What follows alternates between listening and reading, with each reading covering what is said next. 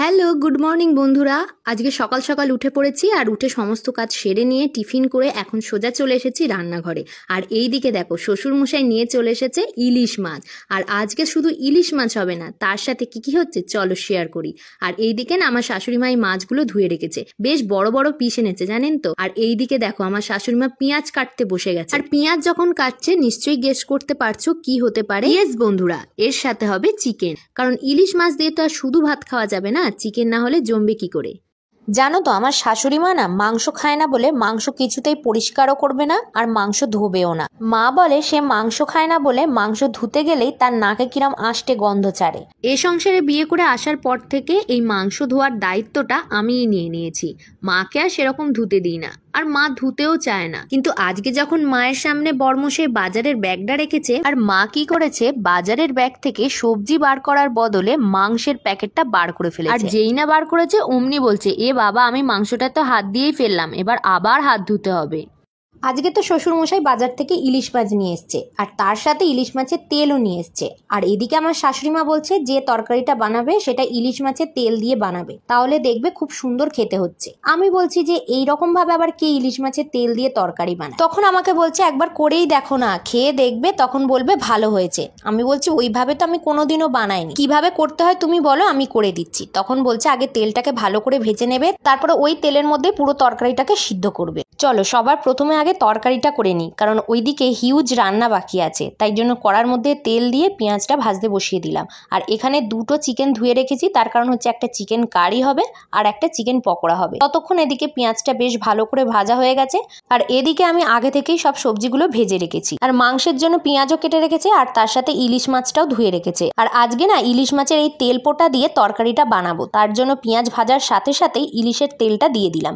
চলো তোমাদের সাথে শেয়ার করে নিই কীভাবে মাছের তেল দিয়ে আমি তরকারিটা বানিয়েছি। প্রথমে পেঁয়াজের সাথে ভালো করে তেলটাকে ভেজে নিয়েছি, তারপরে আদা রসুন বাটা দিয়ে দিয়েছি, তারপরে সামান্য পরিমাণে হলুদ গুঁড়ো, লঙ্কার গুঁড়ো, তারপরে পরিমাণ মতো নুন দিয়ে খুব ভালো করে মশলাটাকে আবার কষিয়েছি। আর মশলাটাকে কষাতে গিয়ে অবশ্যই মাথায় রাখতে হবে যাতে না ধরে যায়, আর এখানে ধরে যাতে না যায় তার জন্য আমি 1 কাপ মতো জল দিয়েছি।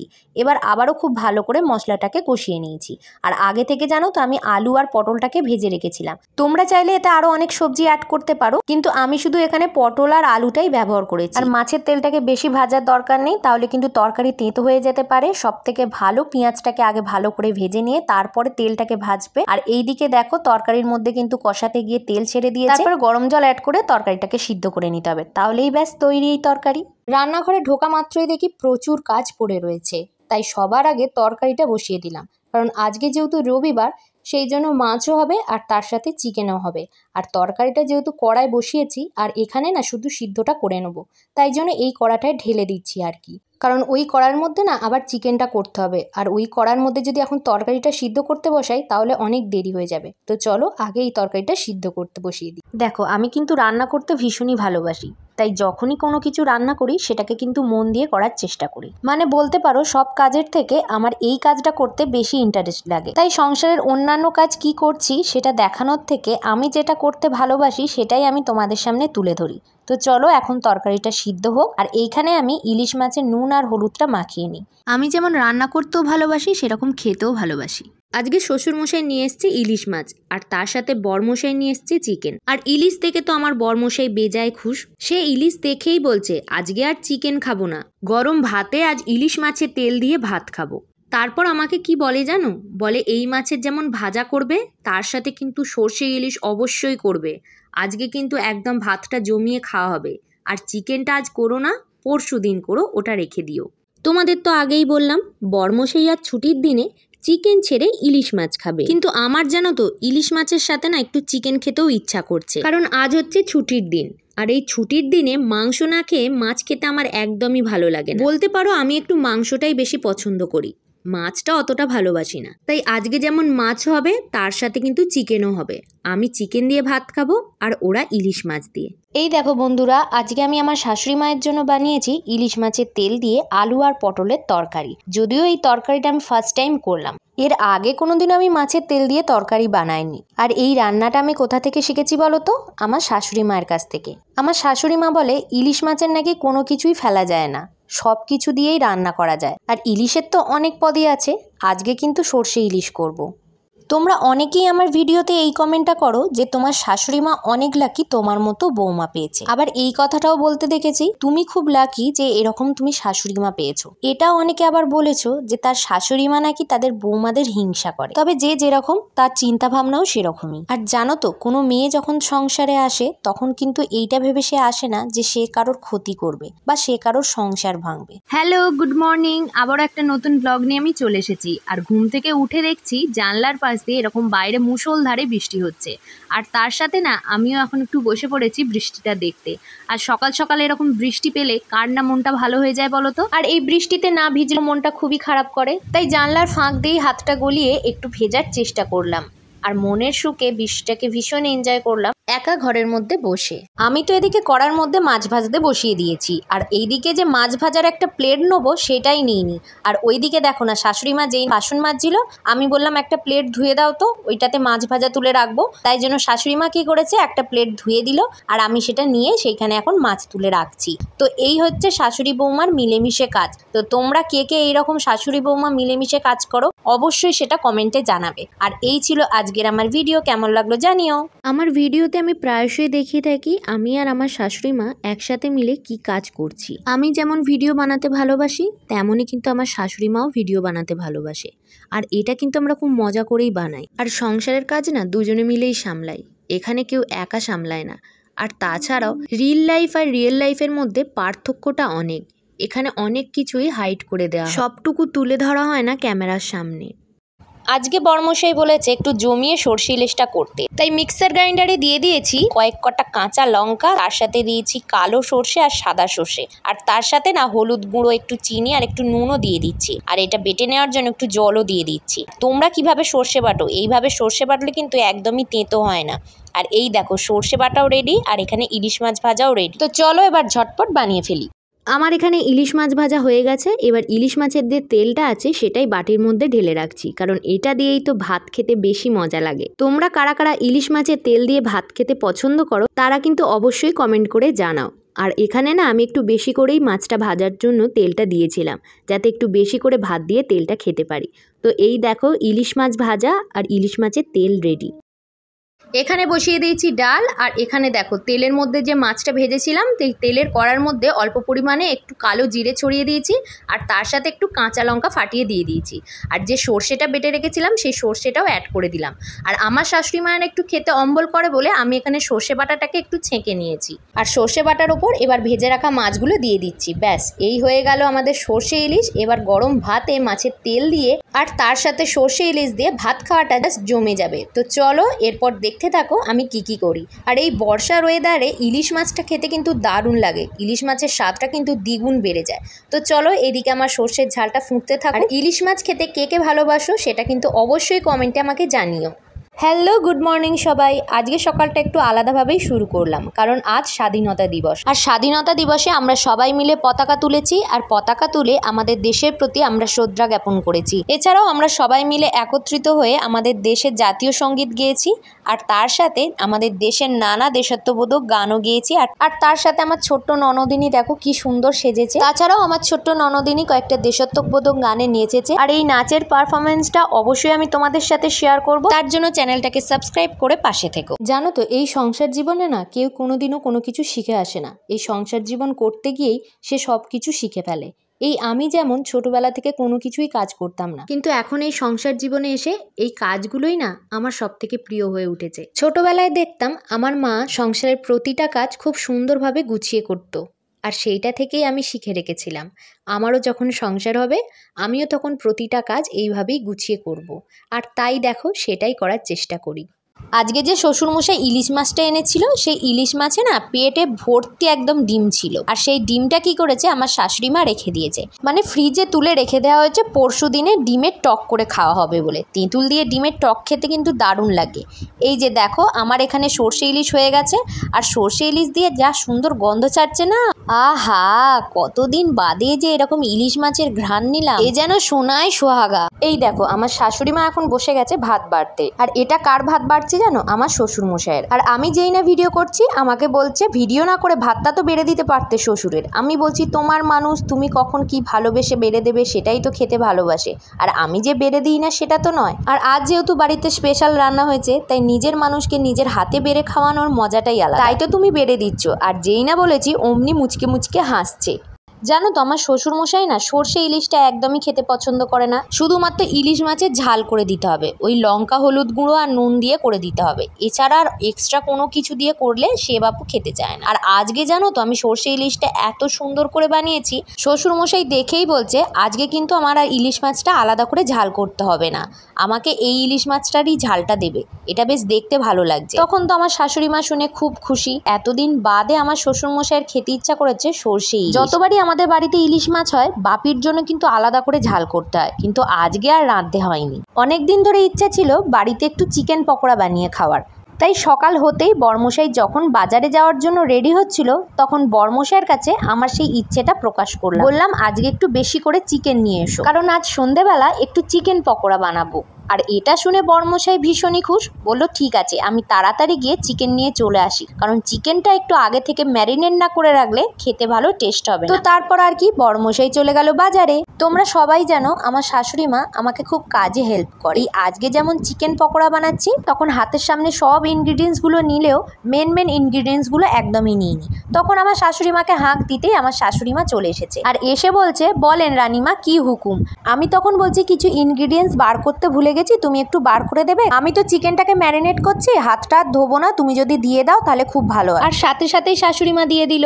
আর চিকেন পকোড়া খাবো বলেছি বলে বরমশাই সোজা বাজার থেকে গিয়ে চিকেন নিয়ে চলে এসেছে। আর চিকেন আনতেই আমি সোজা বসে গেছি ম্যারিনেট করতে। আর চিকেন পকোড়া ম্যারিনেট করতে কি কি ইনগ্রিডিয়েন্টস লাগে সেটা তো তোমরা সবাই জানো। তো এখন আমার এটা ম্যারিনেট হয়ে গেছে, এবার এটা ফ্রিজের মধ্যে রেখে দেবো। আর একেবারে ফ্রিজ থেকে বিকেলবেলা বার করব, সন্ধেবেলা ভেজে খাবো তো তাই জন্য আগে থেকেই একটু বার করে রাখবো। তো এই দেখো একদম ম্যারিনেট কমপ্লিট। তো চলো এবার আমি এটা রেখে দিই। এক তো চিকেন পকোড়া হবে বলে সেটাকে ম্যারিনেট করে রাখলাম, আবার এখন চিকেনটাকে ম্যারিনেট করতে হবে কারণ এখন আমি চিকেনের ঝোল বানাবো। আর এইদিকে তো পেঁয়াজ কেটেই নিয়েছি আর তার সাথে এদিকে টমেটোও কাটা হয়ে গেছে।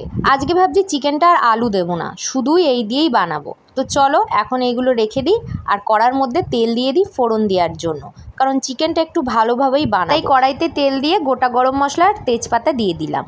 আমি চিকেন কষাটা বানানোর জন্য যেই না কড়ার মধ্যে তেল দিয়ে পেঁয়াজটা ভাজতে বসিয়েছি, ওপাশ থেকে আমার বরমশাই বলছে কি গো চিকেনটা কষা হলো, আমাকে একটু চিকেন কষা তুলে দাও। আমি বলি এখন সবেমাত্র আমি পেঁয়াজটা খোলাই দিলাম, এখন কি করে চিকেন কষাটা তোমায় দেবো, দাঁড়াও একটু বসো, আমি চিকেন কষাটা করে নিয়ে তোমাকে দিচ্ছি। আমার বরমশাই বলে চিকেন কষা এখনো হয়নি, এখনো তো কষতে অনেক সময় লাগবে, তুমি বরঞ্চ আমাকে ডিম ভেজে দাও। তখন আমি বলছি এখন কি ডিম ভাজা খাওয়ার সময়? বলছে আরে দাও না, কিছু একটা খেতে ইচ্ছা করছে। দেখো বন্ধুরা, চিকেন কারি যদি তুমি এইভাবে বানাও তাহলে চিকেন কারির রংটা একটু কালচে আসবে। আর কিভাবে সেই কালচে রংটা আসবে তোমাদের চলো সেটাই শেয়ার করছি। প্রথমে সর্ষের তেলে ভালো করে পেঁয়াজটাকে ভেজে নিতে হবে, আর পেঁয়াজটা কিন্তু খুব সরু করে কাটতে হবে, একদমই কিন্তু মোটা কাটলে হবে না। পেঁয়াজের কালারটা যতক্ষণ না ব্রাউন হচ্ছে ততক্ষণ কিন্তু ভাজতে হবে। আর পেঁয়াজের রং পরিবর্তন হয়ে এলেই তারপরে কিন্তু কাঁচা মাংস দিয়ে আবার ভাজতে হবে। ঠিক সেম ভাবে পেঁয়াজের রংটা যেরকম পরিবর্তন হয়েছে সেরকম মাংসের কালারটাও পরিবর্তন করতে হবে ভাজতে ভাজতে। জানো তো বিয়ের আগে আমি যখন চিকেন বা মটন রান্না করতাম তখন কিন্তু অতটা ভালোভাবে রাঁধতে পারতাম না, কিন্তু বিয়ের পর এই বাড়িতে এসেই আমি চিকেন আর মটনটা খুব ভালোভাবে রাঁধতে শিখে গিয়েছিলাম। আগে যেটা করতাম সেটা অতটা ভালোভাবে কষাতাম না, কিন্তু যেবার থেকে আমার শাশুড়িদের কাছ থেকে চিকেন বা মটন কষার রান্নাটা দেখেছিলাম সেবার থেকেই আমি ঠিক করে নিয়েছিলাম চিকেন বা মটন রান্না করতে হলে এইভাবেই আমি রাঁধবো।